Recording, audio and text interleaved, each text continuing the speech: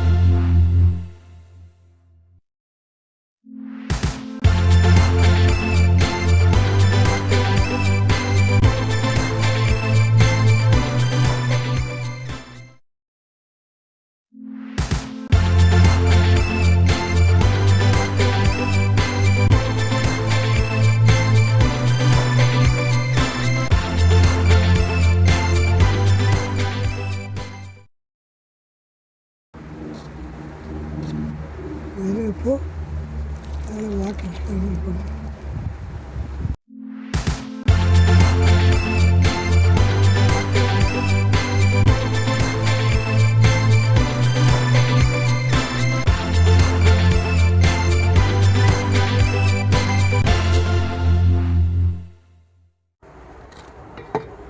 இது நல்லா மூடிட்டு